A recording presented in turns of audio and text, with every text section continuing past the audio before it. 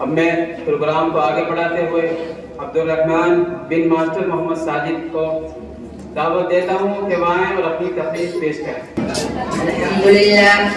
الحمد لله وكفى وسلام على عباده الذين اصطفى، أما بعد، فأعوذ بالله من الشيطان الرجيم. بسم الله الرحمن الرحيم. قل هو الله أحد الله الصمد لم يلد ولم يولد ولم يكن له كفوا أحد. وقال في مقام آخر: إن الله لا يغفر أن يشرك به ويغفر ما دون ذلك لمن يشاء. صدق الله العظيم. ابھی میں طفل مکتب ہوں نواعظ ہوں نہ فرزانہ، ابھی میں طفل مکتب ہوں نواعظ ہوں نہ فرزانہ، صدائیں دل میں گونج رہی ہیں سنا دوں حق کا پروانہ۔ برادران اسلام، صدر عزیز وقار معزز مہمانان کرام اور میرے ہر دل عزیز ساتھیوں، السلام علیکم ورحمۃ اللہ وبرکاتہ۔ میرا نام عبدالرحمن ہے اور میں اسی مدرسے کا طالب علم ہوں، اور مجھے یہ بتاتے ہوئے خوشی محسوس ہو رہی ہے کہ اس سال میں نے رب دو جہاں کا کلام یعنی قرآن کریم حفظ مکمل کیا ہے اور ساتھ ہی 8ویں کلاس بھی الحمدللہ پاس کی ہے۔ بہرحال آج میں آپ جیسے عظیم المرتبت حضرات کے سامنے توحید کے عنوان پر چند منٹ لب کشائی کی جسارت کر رہا ہوں۔ امید ہے کہ آپ حضرات غور سماعت فرمائیں گے اور اس حقیر صلابہ تقصیر کی ہمت افزائی فرمائیں گے۔ حق تعالی شانو جو تمام اشیاء ارض و سما کا خالق اور ہمارا خالق ہے، اس وصف عالیہ کے ذریعے ہمارے معلم اعلی محبوب کبریا صلی اللہ علیہ وسلم پر اپنے احکام کا نزول فرمایا۔ اس مقدس ہستی نے ہمیں ایک ایسی قوت عالی بخشی جس کو ہم عقل سلیم سے تعبیر کرتے ہیں۔ اگر ہم اس قوت عالی کو استعمال میں لاتے تو کائنات کے ہر ذرے سے وحدت خداوندی کی خوشبو آئے گی۔ ذرہ کائنات تو درکنار، اگر ہم خود اپنے اندر جھانک کر دیکھیں تو وحدت ہی وحدت نظر آئے گی۔ اللہ تعالیٰ نے ہم پر بے شمار نعمتوں کا نزول فرمایا، اس کے باوجود اگر ہم کسی معاصی کے مرتکب ہوتے ہیں تو پھر وہ ذات کریم جس کا فضل و کرم اس کے غضب پر غالب ہے معاف فرما دے گا۔ لیکن جب کوئی شرک جیسے بدترین گناہ کا مرتکب ہوتا ہے تو خدا پاک خود فرماتے ہیں ان اللہ لا یغفر ان یشرک بہ ویغفر ما دون ذلک لمن یشاء۔ بے شک رب کائنات مشرک کی مغفرت نہیں فرمائیں گے اور اس کے علاوہ جس کی چاہے مغفرت فرما دیتے ہیں۔ اسی لیے رب کائنات نے اپنی مخلوق کو رشد و ہدایت و صراط مستقیم پر گامزن کرنے کے لیے کم و بیش 1,24,000 انبیاء علیہ السلام کو دنیا میں مبعوث فرمایا۔ تمام انبیاء علیہ السلام نے توحید کی تبلیغ فرمائی، تمام کی دعوت وحدت کی دعوت تھی، تمام کا مشن توحید کا مشن تھا، تمام کا درس قولوا لا الہ الا اللہ تفلحوا کا تھا۔ حضرت آدم علیہ السلام نے بھی اسی مشن کو اختیار کیا۔ حضرت نوح علیہ السلام نے یا قوم اعبدوا اللہ ما لکم من الہ غیرہ کہہ کر پکارا۔ حضرت ہود علیہ السلام نے بھی اسی طریقوں کو اختیار کیا۔ حضرت شعیب علیہ السلام نے بھی یہی سبق دیا۔ آخر میں ہمارے معلم اعلیٰ حضور پر نور صلی اللہ علیہ وسلم نے بھی یہی دعوت دی۔ تمام صحابہ کرام رضوان اللہ علیہم اجمعین اور تابعین طبع تابعین اور تمام ائمہ مجتہدین کا منشا اور مقصد ایک ہی تھا، وہ توحید کا بول بالا تھا۔ اور آج کے دور میں علماء اہل سنت والجماعت یعنی علماء دیوبند کا بھی یہی مقصد ہے۔ عزیزان گرامی، انبیاء علیہ السلام نے اسی دعوت وحدت کی خاطر تکالیفیں برداشت کی، اسی توحید کے خاطر جلا وطن کیے گئے، اسی کے خاطر لوگوں کی گالیاں مصائب ظلم کو برداشت کیا۔ جب محسن کائنات صلی اللہ علیہ وسلم نے کوہ صفا پر اعلان فرمایا اے ریگستان عرب میں متوالو، اگر میں یہ کہوں کہ اس پہاڑ کے عقب میں ایک لشکر جرار موجود ہے جو تم پر حملہ کرنے والا ہے، کیا تم میری اس بات پر یقین کر لو گے؟ تمام نے بآواز بلند کہا کہ آپ صلی اللہ علیہ وسلم تو صداقت و امانت کے پیکر ہیں، آپ غلط بیانی جھوٹ کیسے بول سکتے ہیں؟ اس کے بعد محسن انسان کے سرکار دو عالم صلی اللہ علیہ وسلم نے ارشاد فرمایا اے لوگو، ظلمت و ضلالت جہالت و شقاوت، گشت و بربریت کی وادی سے نکل کر شرافت و عزت، کرامت و نجات کے راستے کو اختیار کر لو۔ اور فرمایا قولوا لا الہ الا اللہ تفلحوا، تمام اس کلمہ مقدسہ کو پڑھ لو، کامیاب و کامران ہو جاؤ گے۔ بس اتنا کہنا تھا، ظلمت قدے کفر میں ایک بحران مچ گیا۔ تمام کفار مکہ حیرت زدہ تھے کہ آج محمد بن عبداللہ کو کیا ہو گیا، وہ اپنے آباء و اجداد کے معبودوں کی مذمت کر رہا ہے۔ برادران ملت، اس کے بعد جو دوست ہے وہ دشمن ہو جاتا ہے، محبت کی جگہ نفرت اور عداوت کا جنم ہوتا ہے۔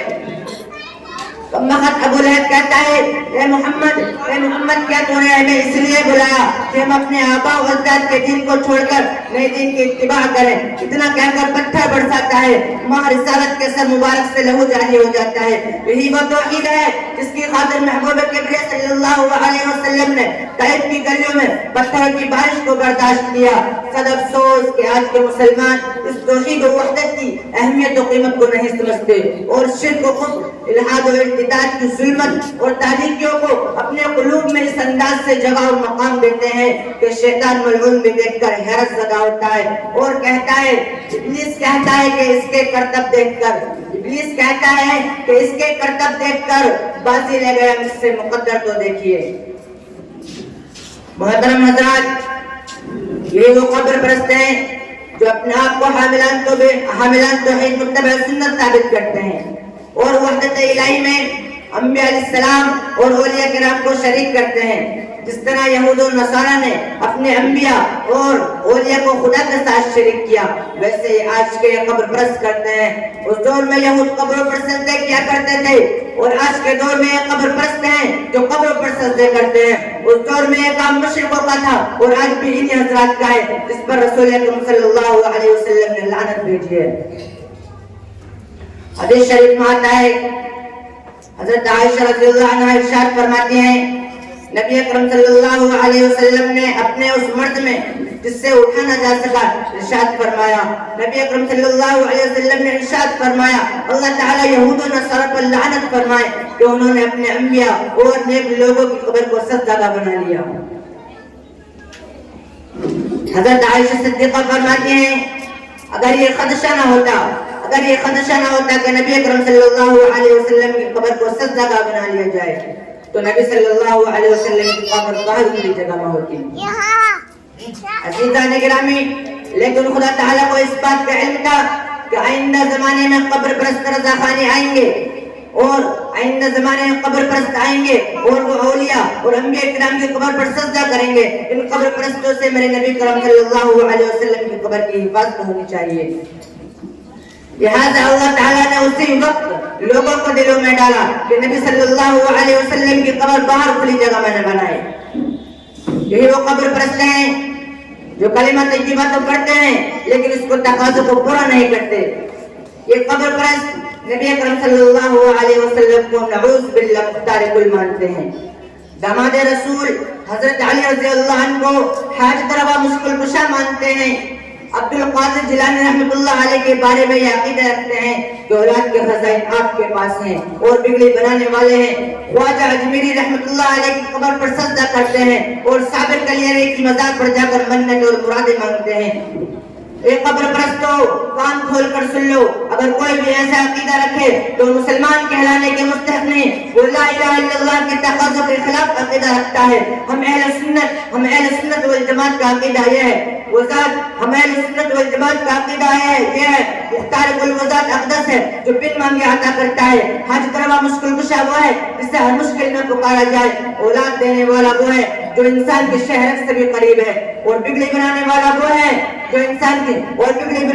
وہ ہے جو خوف سے امن دلائے، اور سجدے کے لائق وہ ہے جس کی تسبیح ہر نفس کرتی ہے، اور منت اور وعدوں کا پورا کرنے والا وہ ہے جس کی رحمت اس کے غضب پر غالب ہے۔ ایسی ہستی کا نام اللہ ہے۔ اگر کسی کا عقیدہ اس عقائد کے خلاف ہے تو اس کا عقیدہ تعلیمات اسلامی کے خلاف ہے، اس کا عقیدہ مشن و طریق انبیاء کے خلاف ہے، اس کا طریقہ عقائد صحابہ کے خلاف ہے، اس کا طریقہ اہل سنت والجماعت کے عقائد کے خلاف ہے، اس کا عقیدہ تبع تابعین ائمہ مجتہدین کا عقائد کے خلاف ہے۔ وہ ذات جس نے ہماری پرورش رحم مادر میں بھی کی اس ذات کے ہم پر اتنے احسانات ہیں اس کو شمار کرنا محال ہے۔ اس کے باوجود اگر کوئی عبادت باری یا ذات باری یا صفات باری میں کسی کو شریک کرتا ہے تو کیا وہ خدا پسند کرے گا کہ بچپن میں میں نے اس کی پرورش کی، میرا بندہ دوسرے کے در پر سر جھکا؟ یہ ہو نہیں سکتا۔ ہم انسان ہیں، ہم یہ گوارا نہیں کرتے کہ ہماری بیوی کسی دوسرے سے آنکھ لڑائے یا کوئی ہماری بیوی کی طرف نظر اٹھا کر دیکھے تو وہ ذات خدا بندی یہ کیسے برداشت کرے گی؟ برادران ملت، لیکن آج کا مسلمان نیک کام سمجھ کر خواجہ اجمیری کی قبر پر سجدہ کرتا ہے، نیک کام سمجھ کر شرک کفر کی دلدل میں دھستا جا رہا ہے۔ اس سے نہ تو دنیا میں فائدہ اور نہ آخرت میں فائدہ، دونوں جگہ نقصان و خسارہ ہی ہے۔ اس سے مجھے ایک شعر یاد آتا ہے، نہ خدا ہی ملا نہ وصال صنم، نہ خدا ہی ملا نہ وصال صنم، نہ ادھر کے رہے نہ ادھر کے اب۔ اللہ تعالیٰ سے دعا ہے کہ اللہ تعالیٰ ہمارا خاتمہ ایمان پر فرمائے اور تمام رسومات سے ہماری حفاظت فرمائے اور کفر شرک سے ہم سب کی حفاظت فرمائے۔ میں اس شعر کے ساتھ اپنی تقریر ختم کرتا ہوں۔ کیا ڈر ہے جو ہوں ساری خدائی بھی مخالف، کیا ڈر ہے جو ہوں ساری خدائی بھی مخالف، کافی ہے اگر ایک خدا میرے لیے ہے۔ توحید یہ ہے کہ خدا حشر میں یہ کہہ دے، توحید یہ ہے کہ خدا حشر میں یہ کہہ دے، بندہ دو عالم سے خفا میرے لیے ہیں۔ وآخر دعوانا الحمدللہ رب العالمین۔